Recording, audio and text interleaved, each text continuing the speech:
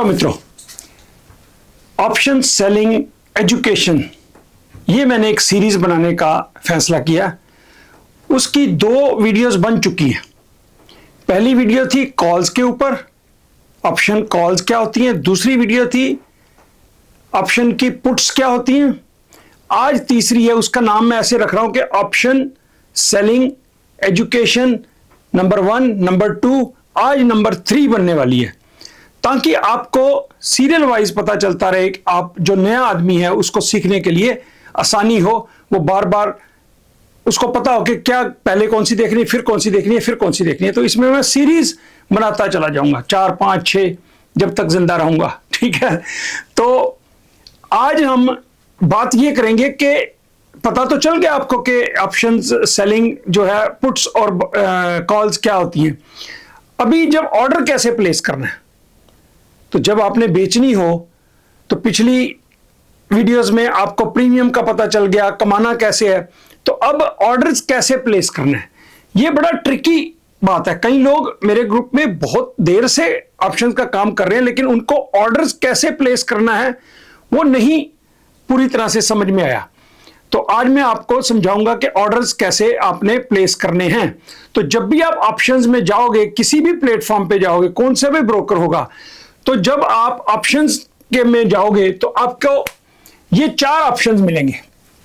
Options में भी options होते हैं, तो 4 ऑप्शन मिलेंगे। स्क्रॉल करोगे, उसको सौदे को करना है, हमने ट्रेड करना है, तो आपको सबसे पहले आएगा बाय टू ओपन, दूसरा होगा बाय टू क्लोज, तीसरा होगा sell to open, sell to close. ये 4 ही होंगे ऑप्शंस सब जगह। कि हमने क्या करना है, इनको मैं समझा देता हूं। बाय टू ओपन, ये पहले 2 हैं, by two open, by two open and bye to close. दूसरे बाकी 2 हैं सेल। हमने क्या करना है, सेल ही करना है, हमने सेल ही करना है, हमने ऑप्शन सेल ही करनी है, क्योंकि तभी हमें पैसे मिलेंगे। बेचेंगे तो पैसे मिलेंगे। खरीदने वाला कौन होता है, शायद पिछली वीडियो में बताया था, एक बार फिर से बता दूं कि खरीदने वाला वो गैम्बल करता है कि उसके पास पूरे पैसे नहीं होते, तो वो थोड़े पैसे देके, जैसे फ्लैट कोई मकान हो, तो कनाडा वाले ज्यादा इजीली समझेंगे कि 1 मिलियन में कोई फ्लैट का आप सौदा करते हो कि 2028 में अभी उसने बनना है। आज आप, क्योंकि फेज 1 जो है ऑलरेडी 8 लाख का है, फेज 2 1 मिलियन का, लेकिन वो 2028 में आना है, तो आप उसे $50,000 देके 1 मिलियन में वो फ्लैट बुक कर लेते हो। घर, हाउस, कॉन्डो जो भी है वो उसको बुक कर लेते हो। तो जो आप $50,000 डिपॉजिट देते हो, वो उसको समझ लो कि आपका प्रीमियम है जो आप दे रहे हो, कि मैं 1 मिलियन में 2028 में जब घर आएगा तो मैं उसको 1 मिलियन में खरीद लूंगा। लेकिन थोड़ा डिफरेंस है वहां पे और यहां पे। तो उसमें उसमें क्या होता है कि अगर आपका 28 में आना है और 27 आ गई, अभी तो 26 चल रही है, 27 आ गई, 27 आई और 27 में आपने वो जो घर बन रहे हैं वो महंगे हो गए, वो 12 लाख का हो गया, 1.2 मिलियन का हो गया। तो आप क्या करते हो कि अभी वो जो 50,000 थे, तो आपके पास मिलियन तो है ही नहीं 2028 में, आपने तो 5-6 फ्लैट बुक करवा रखे होते हैं, तो 50,000 दे के बुक करवा दी। अब जब 12 लाख का हो गया साल 2027 में, तो आप क्या करोगे, 50 वाले को ही लाख में बेच दोगे किसी और को, तो भैया तू लेते रहना, मेरा तो 50 का लाख बन गया, आपका पैसा डबल हो गया। तो इस तरह से जो ऑप्शन बायर हैं वो बाई करते हैं फ्यूचर प्राइस के इंक्रीज करने के लिए। तो वहां तो 50 जो हजार आपने बयाना दिया वो आपका अकाउंट में रहता है। जब अगर अभी कभी आपने 28 में मकान लेना हो तो वो एडजस्ट हो जाता है 50,000। यहां पे क्या होता है कि टाइम आया और ये आपके पैसे जो है ना, वो ऑप्शन बाइंग का जो प्रीमियम है वो 0 हो गया। हां, अगर आपका 50 का लाख बन गया तो ठीक है, अगर 2028 आ गया तो अगर वो 1 मिलियन का 1 मिलियन ही रहा तो आपके 50 मिट्टी है। तो इस तरह से ऑप्शन बाइंग करते हैं। हमने कभी बाइंग नहीं करनी है, क्योंकि बाइंग करने वाला पैसे देता है, हमने पैसे लेने हैं। लेने में मजा है पैसे या देने में? लेने में मजा है, अपने अकाउंट में जमा करने में मजा है। इसीलिए हम ये दुनिया का सारा गोरखधंधा चल रहा है, हम पैसे लेने के लिए बैठे हैं। तो सबसे पहले दोस्तों, हम इसको बाय टू ओपन को मेरी डिक्शनरी में ये नहीं है। पहला वाला बाय टू ओपन, हमने पहले ये समझा दूं कि होता क्या ये। बाय का मतलब खरीदना ऑप्शन को, ओपन मीन आपने सौदा ओपन कर दिया, ट्रेड ओपन कर दी, डील ओपन कर दी। अभी आपके पास कुछ नहीं है, ठीक है ना। अभी आपको कोई पूछे क्या पोजीशन है आपकी, मेरी पोजीशन 0 है, मेरे पास कुछ नहीं है। तो हम सेलिंग पे आते हैं एक दफा। सेल टू ओपन, जब हम बेचते हैं तो बेचने का ही काम करेंगे ना, हम बेचने का वाला एग्जांपल देता हूं। सेल टू ओपन, हमने पुट या कॉल, पुट की बात करेंगे, हम पुट ही बेचते हैं मोस्टली। पुट को हमने सेल करना है, पुट को बेचना है, सेल टू ओपन। अच्छा, बेचा हमने पुट को क्या करने के लिए, ओपन। ओपन मीन अकाउंट एक, ट्रेड एक खोलनी है हमने। अभी हमारी पोजीशन 0 है। जब हम सेल टू ओपन करेंगे तो और हमारा बिक जाएगा, पुट हमारी बिक जाएगी, तो हमारी क्या पोजीशन हो जाएगी, फिर हमारी पोजीशन ओपन हो जाएगी, खाता खुल जाएगा, तो उसे कहेंगे ओपन। तो हम बेच रहे हैं ओपन करने के लिए, खाता खोलने के लिए, हम ट्रेड ओपन करने के लिए। कोई किसी से पूछेगा भैया आपका क्या पोजीशन है, तो आप क्या कहेंगे, हमारी एक पुट बिकी हुई है, पुट एक बिकी हुई है। आप कहेंगे सेल टू ओपन, तो डन हो गया अगर सौदा, तो आपकी बिक गई। अच्छा, जब बिक गई आपकी, हैं, मैं एग्जांपल देके बताऊंगा अभी। आपका जैसे $100 का शेयर होता है, मार्केट प्राइस उसका 100 है, कंपनी ए, हमने $60 की उसकी पुट बेच दी, पुट बेच दी $60 की। तो $60 की पुट बेची तो $60 क्या हुआ, पिछली वीडियो में बताया था, स्ट्राइक प्राइस। 60 क्या है, स्ट्राइक प्राइस। और ड्यूरेशन होती है टाइम पीरियड। टाइम पीरियड हमने लिया 18 जून का, फॉर एग्जांपल 18 जून 2026 को हमने डेट ऑफ एक्सपायरी ले ली। 3 चीजें बताई थी मैंने, strike price, date of expiry, और तीसरी चीज है प्रीमियम। इसी के लिए तो हम काम करते हैं। प्रीमियम हुआ $5, फॉर एग्जांपल $5 का प्रीमियम हो गया। अब मैं एग्जांपल देकर समझाने लगा हूं। जब आपका ये बिक गया पुट, तो आपने क्या किया, कोई भी पुट को 100 वाला शेयर है कंपनी ए का, 60 में उसकी पुट बेच दी। जब 60 में बेच दी तो 2 चीजें होंगी। जब आप ये स्क्रॉल करोगे तो सेल टू ओपन तो आपको आ गया। दूसरा, फिर आप एक्सपायरी की तरफ जाएंगे। एक्सपायरी में आपको स्क्रॉल डाउन करोगे तो बहुत सारी डेटें आएंगी, आपके पास ऑप्शन आएंगे कौन सी डेट की बेचनी है। तो अगर मैं आपको कहूं या कोई आपको कहे या आपको पता हो खुद से कि भैया हमने 18 जून की बेचनी है, जुलाई की भी होगी, मई की भी होगी, अप्रैल की भी होगी, दिसंबर की भी होगी, जनवरी 27 की भी होगी, तो आपको जो एक्सपायरी डेट है वो पिक करनी पड़ेगी, ठीक है। तो डिफॉल्ट में वो सेटिंग नेक्स्ट हफ्ते की हो जाएगी, तो आपको उसको चेंज करके डेट ऑफ एक्सपायरी अपनी मर्जी की डालनी पड़ेगी। पहले तो स्ट्राइक प्राइस आपको अपनी मर्जी का डालना पड़ेगा। जब आप खोलोगे सेल टू ओपन, तो वहां पे सबसे पहले प्राइस डेट आएगी, डेट के साथ साथ प्राइस आएगा। कौन सा प्राइस, आपने 50 की बेचनी है, 55 की बेचनी है, 65 की बेचनी है, 100 की, 80 की बेचनी है, 100 की बेचनी है, सारे प्राइस आ जाएंगे। तो आप उसको क्लिक कर दोगे 60 को, हमने 60 में बेचनी है, और 18 जून की डेट ऑफ एक्सपायरी। फिर वहां पे प्रीमियम आ जाएगा। तो उसका मैं अभी आपको बताता हूं कि ऑर्डर जो है प्रीमियम जो होंगे तो किस तरह से ऑर्डर प्लेस करना है, उसको अभी होल्ड कीजिए। आप अभी ये समझ लीजिए कि आपका ये सेल टू ओपन जब करेंगे, $60 क्या होगा, स्ट्राइक प्राइस, 18 जून क्या होगा, डेट ऑफ एक्सपायरी, प्रीमियम क्या होगा, $5। तो अगर आपका बिक गया $5 में, तो आपसे को पूछे कि आपकी अब पोजीशन क्या है। अब आपकी पोजीशन ओपन हो चुकी है, क्योंकि आपने सेल टू ओपन कर दिया। तो मैं पूछूं, कोई पूछे भैया आपकी क्या पोजीशन, आप क्या कहोगे, आप कहोगे कंपनी ए की, ये 100 का कोई मतलब नहीं रहेगा अभी, कंपनी ए की मेरी $60 स्ट्राइक प्राइस की 18 जून 2026 की पुट बिक चुकी है $5 प्रीमियम से, $5 का प्रीमियम मिला है मुझे। ये 3 चीजें बतानी। मैं आपसे पूछूं आपकी क्या पोजीशन है, क्या बताओगे।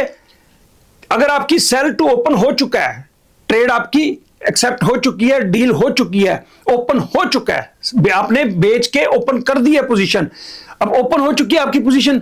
अब आपको पूछा जाएगा कि भाई साहब आपकी पोजीशन क्या है, जैसे हम व्हाट्सएप ग्रुप में लिखते हैं, तो आपको क्या लिखना है, आपको सिर्फ ये लिखना है कंपनी का नाम, वो तो पता होना चाहिए तभी है ना, कंपनियां तो सैकड़ों हैं। उसके बाद आप बताओगे वहां पे 60 कंपनी है, 60 स्ट्राइक प्राइस, 18 जून, प्रीमियम 5 का मैंने बेचा, 5 का, बस मुझे समझ आ जाएगी आपका सौदा कौन सा खड़ा हुआ है। ओपन का मतलब खड़ा हुआ, उसे कहते हैं सौदा खड़ा हुआ है आपका, ठीक है ना। अच्छा, अगर हम क्यों बेचते हैं पुट, कमाई करने के लिए।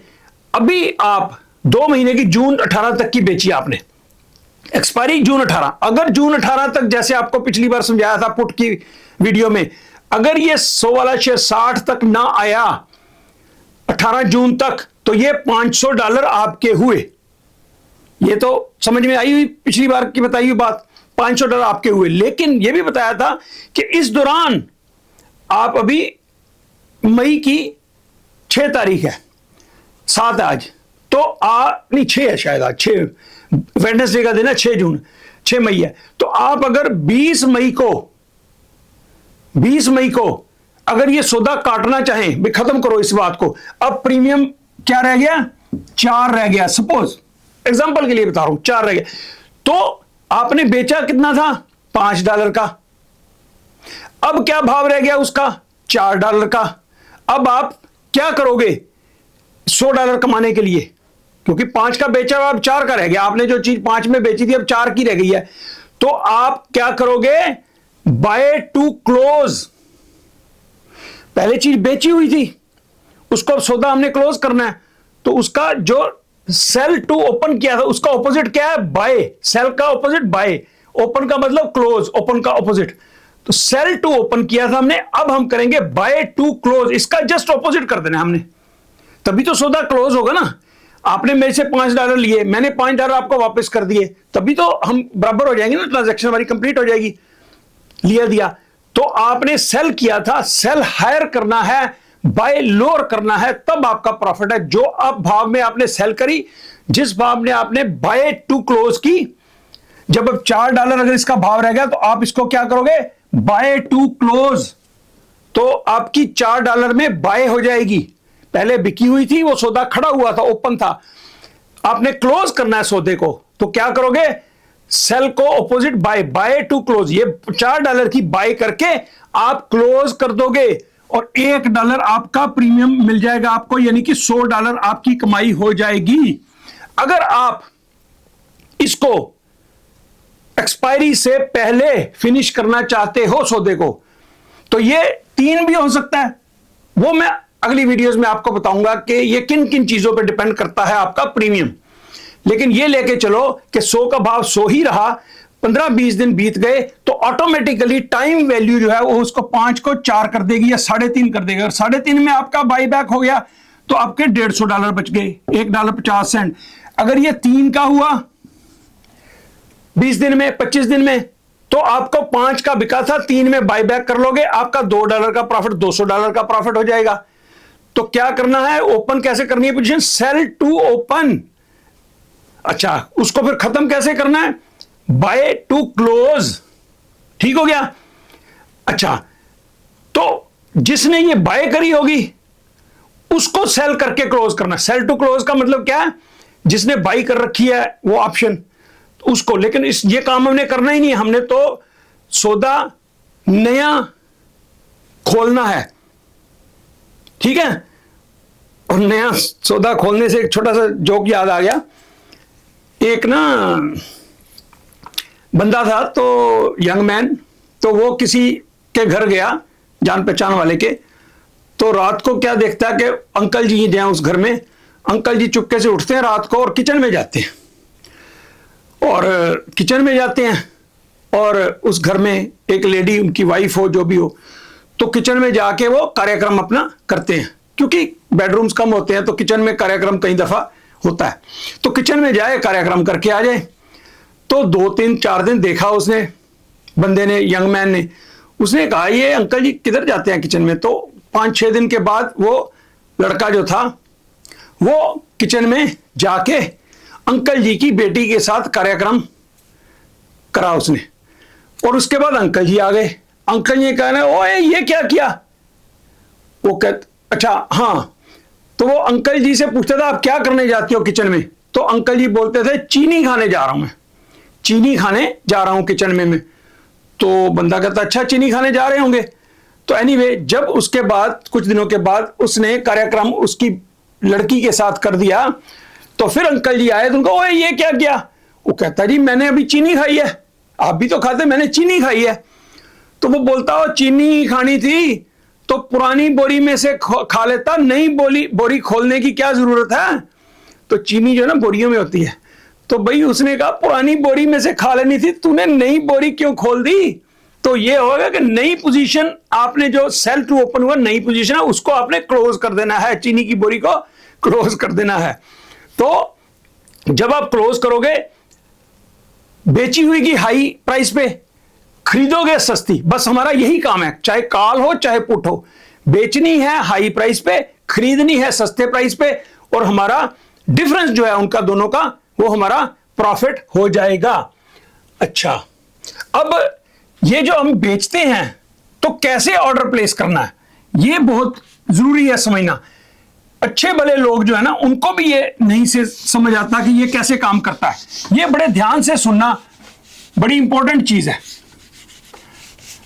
सेल टू ओपन कर दिया हमने, ठीक है, और अब हमने ऑर्डर कैसे डालना है? सेल तो करना है लेकिन सेल करने के लिए ऑर्डर कैसे डालना है? ऑर्डर जब आप देखोगे उधर आपने डेट ऑफ एक्सपायरी भी डाल दी, कंपनी का नाम भी डाल दिया, उसकी वो स्ट्राइक प्राइस भी डाल दिया, फिर आएगा प्रीमियम। कौन से प्रीमियम आते हैं?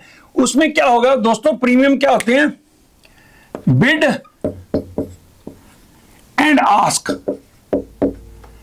बिड बायर किस भाव क्या है उसका ऑप्शन क्या है प्रीमियम का, और सेलर किस भाव का है, बिड एंड आस्क। ये दो चीजें आपने याद रखनी है, बिड एंड आस्क। अच्छा, अगर $10 का उस कंपनी का जो मैंने 5 बताया था ना प्रीमियम, तो $10 का बायर है, 12 का सेलर है। 10 का बायर है और 12 का सेलर है, जैसे बोली लगती है ना, तो ये बिड है, 10 का बायर है, 12 का सेलर है। तो इसमें एक मिड पॉइंट होता है, मिड पॉइंट, ठीक है। क्या हो गया इसका मिड पॉइंट? 10 का बायर है, 12 का सेलर, तो मिड हो गया 11। अच्छा, अब आप ध्यान रखो कि जब आपने ऑर्डर डालना है तो आपने हमेशा लिमिट ऑर्डर डालना है। एक लिमिट ऑर्डर होता है, एक मार्केट ऑर्डर होता है। लिमिट और मार्केट, इसमें क्या डिफरेंस है? अगर आप मार्केट ऑर्डर डालोगे उसका मतलब है जिस भाव का बायर है उसी भाव में आपका बिक जाएगा। अब ये 10 का बायर है ना, और 12 का सेलर है, आपने बेचना है तो ऑलरेडी $12 का कोई बेचने वाला खड़ा हुआ है, तो आप इससे कम ही बेचोगे तभी तो बिकेगी चीज आपकी। 12 का तो ऑलरेडी सेलर है, तो वो तो उसकी पहले चीज बिकेगी आपकी। अगर आप इससे कम पे बेचोगे तभी तो बिकेगी ना चीज आपकी, ठीक है ना। आप कोई चीज बेचना चाहोगे तो जिस रेट का ऑलरेडी सेलर खड़ा हुआ है आप उससे नीचे का ही बोली डालोगे ना। तो अगर आप मार्केट डाल दोगे, उसे कहते हैं मार्केट प्राइस, तो जो आपका वो जो अकाउंट है वो क्या लेगा उसको कि जिस भाव का बायर है उसी को ही बिक गया। एक फुट आपने बेचनी है तो 10 की आपकी बिक जाएगी, क्योंकि 10 का तो बायर खड़ा हुआ है ऑलरेडी, तो 10 की बिक जाएगी, तो आपको $1000 इसमें मिलेंगे। अच्छा, दूसरी बात, अगर आप 11 मिड पॉइंट है, अगर आप 11 में डालते हो बिड, अब 12 का सेलर था, आप 11 के सेलर बन जाते हो, तो कोई ना कोई बंदा देखेगा कि भैया 11 का सेलर आ गया, फिर ये क्या हो जाएगा, बिड एंड आस्क क्या हो जाएगी, बिड 10 की हो गई अगर आप 11 के सेलर बन जाते हो, तो अब आस्क क्या है 11। 10 का बायर है, 11, क्यों आप सेलर हो, पहले 12 का सेलर था, आपने 11 में डाल दी कि बेचो भैया, लिमिट ऑर्डर डाल दिया, लिमिट क्या है 11 है आपकी, तो तब क्या होगा 11 से नीचे आपका नहीं बिकेगा। अगर कोई 11 में लेने वाला होगा तो ले जाएगा, वरना आपका अब 12 की बजाय 11 शो करेगा, 10 और 11। अब मिड पॉइंट क्या हो गया दोस्तों, 10.50। 11 और 10 का मिड पॉइंट हो गया 10.5। तो मिड पॉइंट जो है ना, that is not an indication. हमारे लोग कहीं क्या करते हैं, जब उसने सौदा करना हो तो लिमिट डाल दो, वो देखते हैं 10 का बायर है, 12 का सेलर है, और वो क्या करते हैं 11 की डाल देते हैं, तो उनका 11 का बिक जाता है, ठीक है। लेकिन वो कहते हैं मिड पॉइंट ये है। मिड पॉइंट का कौन बनाता है मिड पॉइंट? अब मैं आपको एक एग्जांपल मिड पॉइंट का देता हूं। मिड पॉइंट कैसे बनते हैं, मिड पॉइंट कैसे बनते हैं, ठीक है। अब $40 का एक चीज है कोई, एक चीज है कोई, वो 40, उसकी हमें पता है कि ये कीमत $50 के आसपास उसकी कीमत है, उसकी कीमत $50 जेन्युइन है, 50, 51, 49, मतलब 50 के आसपास है। दुकान पे जाते हो आप कहते हो उस दुकान वाले को, आपको पता है, उसको भी पता है भैया ये 50 की इसकी कीमत है, तो आप उसको कहते हो मैं $40 देता हूं आपको। ये क्या होगी, 40 आपकी बिड होगी। अच्छा, वो कहता है आपको भैया मैं 100 की दूंगा, वो क्या कहता है 100 की दूंगा। तो मिड पॉइंट इसका क्या हुआ, अभी आपको पता है चीज 50 की है लगभग, तो इसका मिड पॉइंट क्या हुआ, 40 और 100 का 70। मिड पॉइंट क्या बन गया, 70 बन गया। लेकिन क्या ये मिड पॉइंट जेन्युइन है? आपको पता है चीज तो 50 की है, तो मिड पॉइंट 70, तो देखने वाले को तीसरा आदमी आएगा, वहां देखेगा भी 40 का बायर है, 100 का सेलर है, मिड पॉइंट 70 है, वो तो 70 में चीज लेके चला जाएगा घर अपने।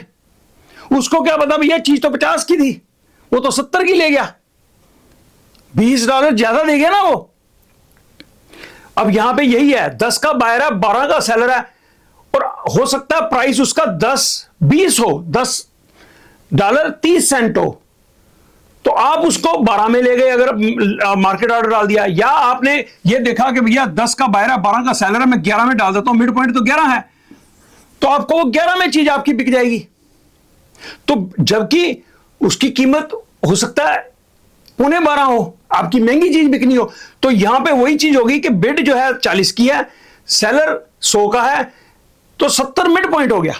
बट हमें पता है चीज 50 की है लगभग, ये आपको अंदाजा होना चाहिए कि कितनी उसकी कीमत हो। तो आपको क्या चाहिए, आप इसकी जो है, अगर आप खरीदार हो तो इसकी बिड आहिस्ता से बढ़ाओगे, और अगर सेलर हो आप तो 100 का सेलर है, आप उसकी 90 की सेलिंग डालोगे, तो इसका चेंज होगा मिड पॉइंट। तो मिड पॉइंट इसका बदलता जाएगा। अगर वो बंदा अभी कहता है कि चलो जी मैं अब इसको 70 की देता हूं, सेलर 70 का आ जाता है, तो 40 का बायर है, 70 का सेलर है, तो अब मिड पॉइंट क्या हो गया 55। तो अब ये काफी क्लोज आ गई जेन्युइन प्राइस के, अभी भी जेन्युइन नहीं आई, तो सेलर को नीचे आना पड़ेगा, या बायर कहेगा चलो 50 की चीज मैं 45 की बन जाता हूं, बायर बन जाता हूं। तो अगर आपको पता है कि 50 की चीज है, तो आप सीधा ही 50 का बायर बन जाते हो, और वो आदमी कहता है बेची भाई तेरे को, वो 50 में वो बेच जाता है, उसको भी पता 50 की चीज है, वो फिर आपका 50 का सौदा हो जाएगा। तो पहले केस में मिड पॉइंट क्या था इसका 70, क्योंकि सेलर नाजायज था। इस तरह से ऑप्शन के जो प्रीमियम्स होते हैं उनमें बिड और आस्क में बहुत डिफरेंस होता है। कई दफा जो बहुत हाई वॉल्यूम वाले शेयर होते हैं, जिनका बहुत से ट्रांजैक्शंस हो रही हैं ऑप्शन में, तो उनका होता है कि जैसे यहां 10 का बायर है, 10.30 का सेलर है, क्लोज, तो आप 10.20 में डालो, यहां पे आप मिड पॉइंट पे डाल दो, क्योंकि 10 का बायर है, 10.30 का सेलर है, 10.20 उसका मिड पॉइंट है, तो 10 पैसे का ही डिफरेंस है ना, तो आपका 10.20 में बिक जाएगा। टेस्ला हो, एनवीडिया हो, जो एप्पल हो, बड़े बड़े शेयर हैं, उनमें वॉल्यूम ज्यादा होता है, तो ये आपका बिक जाएगा। तो मिड पॉइंट हमेशा सही नहीं होता, मिड पॉइंट को बनाने वाले बायर और सेलर होते हैं। अगर सेलर ही नाजायज है, अभी मैं आपको एक स्क्रीनशॉट डाल दूंगा, मैं आपको दिखाता हूं, मैं जेन्युइन मतलब एक्चुअल मैं आपको बता रहा हूं। अब एक था सौदा के उसका बायर 0, बायर क्या है 0, सेलर 275,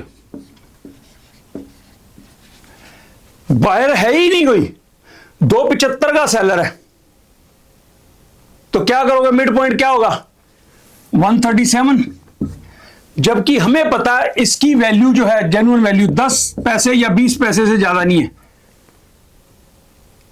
क्योंकि एक्सपायरी नजदीक है और स्ट्राइक प्राइस बहुत डिफरेंस है, तो हमें पता है 20 पैसे 10 पैसे। तो लेकिन उन्होंने क्या किया, उन्होंने भैया 275 रेट सेलर रख दिया है ना। क्यों कि जिसने मार्केट रेट डाला, पहले बताया था ना मार्केट कभी भी नहीं ऑर्डर डालना, जिस नए बंदा आया हो तो उसने पता नहीं उसने इसको खरीदना है, उसने खरीदा तो वो मार्केट ऑर्डर डाल देगा, तो उसको कितने में चीज मिलेगी, 275 में मिल जाएगी, क्योंकि 275 का ही तो सेलर है। आपने कह दिया जिस भाव मिलती है ले लो, मार्केट प्राइस का मतलब ये होता है, तो आपको 275 में मिल जाएगी। जो चीज 10 सेंट की है, 10 पैसे वाली चीज $2.75 में आपको मिल जाएगी। इसलिए कभी भी मार्केट ऑर्डर नहीं डालना। अगर आप जैसे 10 मैंने बताया 10-20 का बायर है, 10-30 का सेलर है, अब इसमें 10 पैसे का डिफरेंस है, यहां भी अपने कभी मार्केट ऑर्डर नहीं डालना। जब तक आप डालोगे मार्केट, हो सकता है 10-20 वाला भाग जाए और बायर हो $6 का, तो आपकी $6 की चीज बिक जाएगी।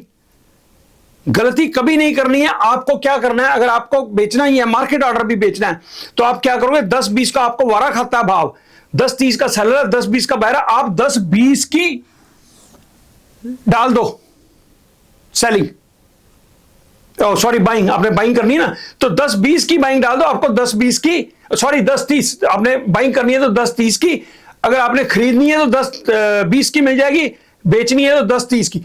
तो सेलर ऑलरेडी 10-30 का है, आपने खरीदनी है 10-30 की, आपको मिल जाएगी। आप बायर को तो 10-30 का ऑर्डर डाल दो, अगर आपने बेचनी है तो 10-20 को सेलिंग डाल दो, तो आपका सौदा हो जाएगा।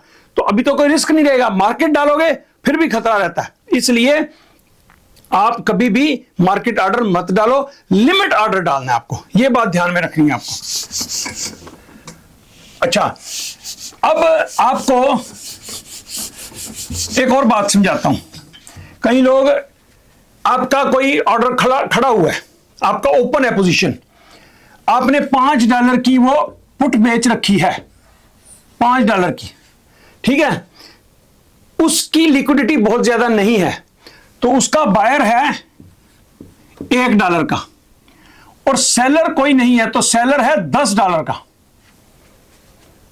सेलर क्या है, $10 का। तो अब मिड पॉइंट क्या होगा इसका, 4.5, 1 और 10 9 4.5, 4.5 का मिड पॉइंट हो गया।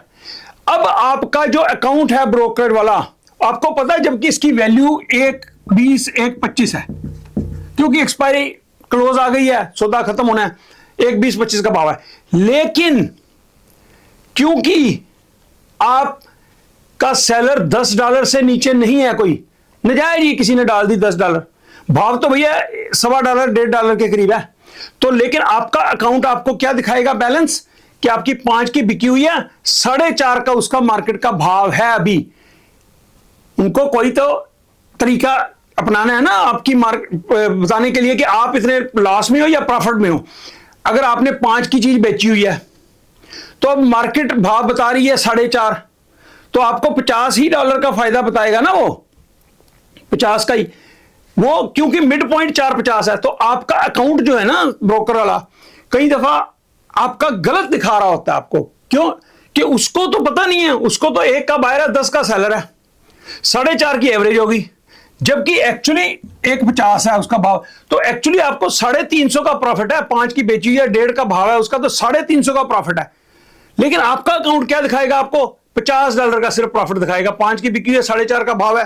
अच्छा, एक और, अगर ये भैया 10 की बजाय भी इसका 20 का सेलर है, तो अब क्या हो गया, 19 8.5, तो इसकी एवरेज क्या हो गई, $9, आई डोंट नो क्या होगी, 9 इसका आधा, 1 और 20 का 19 में से 9.5 होगी, तो 9.5 मिड पॉइंट हो गया। आपने बेची है 5 की, अब प्राइस दिखा रहा है 9.5, तो आपका अकाउंट क्या कैलकुलेट करेगा कि आपको $4.5 का नुकसान है, जबकि आप घबरा जाओगे, यार मेरे अकाउंट, मेरी तो 5 की बिकी हुई थी, ये तो प्रॉफिट होना चाहिए था, ये तो मेरा नुकसान दिखा रहा है। तो वो बिड एंड आस्क का चक्कर है। बिड एंड आस्क से ही उसने, कंप्यूटर ने चेक करना है आपके अकाउंट ने कि भैया आपकी वैल्यू कितनी है। तो अभी दूसरा मैं क्या करता हूं, मैं आपकी चेंज कर देता हूं, आपका अकाउंट की लॉस जो है प्रॉफिट में दिखा दूं, क्योंकि मुझे पता है इसका 1.50 का भाव है, हमें पता है। तो मैं क्या करूंगा, मैं आऊंगा भाई साहब, इसकी $5 का सेलर बन जाऊंगा। मैं डाल दूंगा एक बिड सेलर 5 की, मुझे पता बिकनी थोड़ी है, क्यों 1.5 तो 1.5 का भाव है, 5 मेरी कौन ले लेगा चीज। अब मिड पॉइंट इसका क्या बन गया, 1 और 5 $2 मिल गया मिड पॉइंट। जब $2 का मिड पॉइंट बन गया, आपने 5 की बेच रखी थी, 2 का बन गया, तो $300 अब आपको प्रॉफिट दिखाने लगेगा। प्रॉफिट यहां क्या था, जब 20 की बिड थी तो आपका $450 का लॉस दिखा रहा था। मैंने एक बिड 5 की डाली और आपका अकाउंट 4.5 और 3 $750 अकाउंट एकदम से आपका प्लस हो जाएगा, आपका बैलेंस दिखाएगा भैया इतना, आप खुश हो जाओगे। तो जब रेड दिखाए तो ये ध्यान से देख लिया करो कि उसका भैया बिड आस्क का डिफरेंस है। ये उन शेयरों में होता है जिनका वॉल्यूम बहुत कम होता है, जिनका हाई वॉल्यूम है, उनकी तो 10-10 5-5 पैसे के डिफरेंस के साथ सौदे होते जा रहे हैं, इसलिए वहां ये गड़बड़ नहीं होगी। जो कम लिक्विडिटी वाले हैं उनमें ये डिफरेंस होगा। इसलिए हमेशा मैं कहता हूं कि हाई जो वॉल्यूम वाले शेयर हैं, बड़े बड़े शेयर हैं जिनमें हजारों ऑप्शंस का काम हो रहा है, तो निकलना भी इजी और घुसना भी इजी, मतलब सेल करना भी इजी और बाय करना भी इजी। ये समझ में आ गई। अच्छों को ये मिड पॉइंट का चक्कर नहीं बता होता, वो सोचते हैं मैं मिड पॉइंट है, ठीक है, इसका 10 का बायर है, 10 का बायर है, 12 का सेलर है, तो भैया 11 मिड पॉइंट है, 11 में सौदा डालो, हो गया। उनको क्या पता भैया $10 20 सेंट की चीज थी जो आपने 11 की ली है, समझे ना। तो इसलिए मेरा एडवाइस ये होती है, जिनमें गैप होता है जिन शेयर में, तो आप हमेशा अगर 10 का बायर है, 20 का सेलर है, आपने खरीदनी है तो 10 बाय टू क्लोज करनी है, जैसे तो 10 डाल लो, फिर 10-20 डाल लो, फिर 10-30 डाल लो, देखते रहो। जब और आपको अगर अंदाजा नहीं है कि इसका क्या भाव है, हमें तो अब एक्सपीरियंस हो जाता है कि भैया इसका इतना भाव होना चाहिए, तो 10-50 में डालोगे तो कोई आपका ले जाएगा, 12 का सेलर है ना, तो 10 का बायर है, 12 का सेलर है, आप 10-50 में डालोगे तो हो जाएगा। तो आप 11 की बजाय 10-50 में आपको चीज मिल गई, 50 सेंट आपको बच गए, मतलब $50 आपका बचत हो गई। इस तरह से बेचते वक्त भी अगर आपने 12 का सेलर है तो आप क्या करो, 11.90 का सेलर बन जाओ। पुट बेचनी है जब आपने, जब सेल टू ओपन करना है तो आप 12 है तो 11.90 का सेलर बनो, फिर 11.80 का बनो।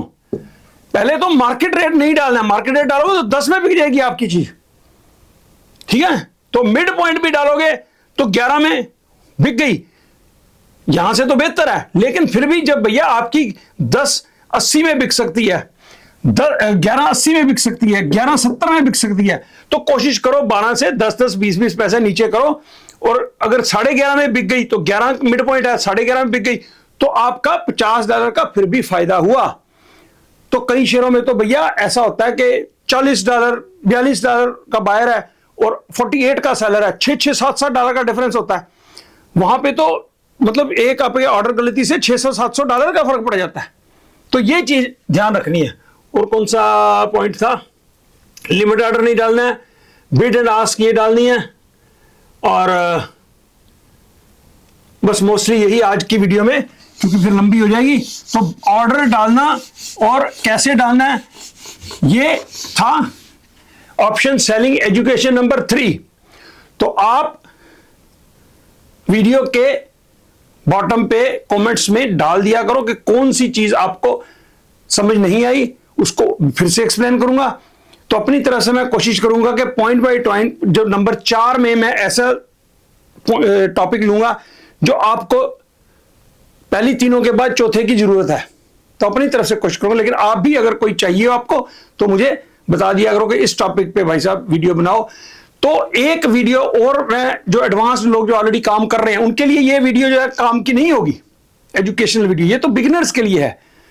तो व्हाट्सएप में भी मैंने 2 ग्रुप बनाने का फैसला किया है। जो मेरा ऑलरेडी ग्रुप है उसमें कुछ लोग हैं जो नए हैं, जो नए रिसेंटली ऐड हुए हैं, उनको बिल्कुल शुरू से सीखना है। कुछ लोग ऑलरेडी काम कर रहे हैं तो उनके लिए फिर बोरियत हो जाती है अगर मैं बेसिक सिखाने लग जाऊं। तो मैं 2 व्हाट्सएप के ग्रुप बनाना चाहता हूं। एक ग्रुप कल परसों बना दूंगा, जो बिगिनर्स हैं जिनको बिल्कुल शुरू से सीखना है वो मेरी वीडियोस देखें, और साथ के साथ हम जूम पे भी मीटिंग उनके साथ सेपरेट कर लूंगा। और जो काम कर रहे हैं, ऑलरेडी एक्सपीरियंस है, पैसा बना रहे हैं, उनको समझ आ चुकी है, उनके लिए सेपरेट ग्रुप होगा, उनके लिए जूम मीटिंग भी सेपरेट होगी।